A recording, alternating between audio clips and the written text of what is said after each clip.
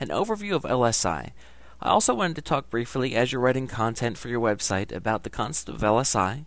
First, let's talk about what it stands for. It stands for Latent Semantic Indexing. Essentially, what this means is, I think this came about because, when the internet started to take off and people were creating web pages, it was really easy to rank for terms just by using things like meta tags.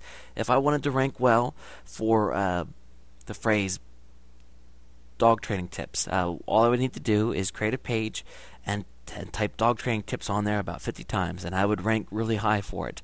Now, does that make sense? Is that going to be helpful? No. Was it very easy for people to manipulate? Yes, it certainly was, and that wasn't a good thing. So what has happened now is that if you take a phrase and use it too many times on a page, of course it can be seen as spammy, and it can hurt you.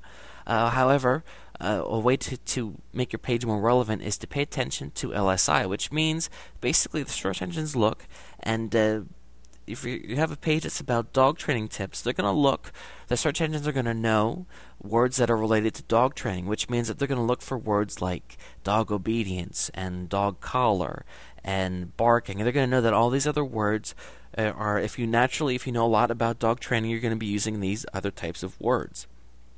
Essentially, that's what that means. So you might say to yourself, how do I make my site optimized with LSI? Well, there's a couple different ways. If you know a lot about your site, about your subject, then this should come naturally. Just offer high quality content that is going to help your visitors. It's automatically going to take LSI into context. However, if you're not sure, do some research and look to see, what kinds of words are being thrown out there.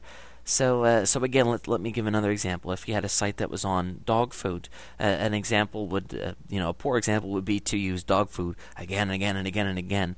But an LSI word would be something like Alpo, which is a popular dog food brand, or Kibbles and Bits, another popular dog food brand, which shows that, of course, you know what you're talking about. Brands of dog food, and it's going to show the search engines that you're not just creating a page that's going to focus on the phrase dog food. You're actually going to include related words. That's essentially LSI. There are some tools that you can subscribe to that they cost money that will automatically help you find other words that the search engines consider to be related, which certainly can be valuable and something worth considering. NicheBot has that feature.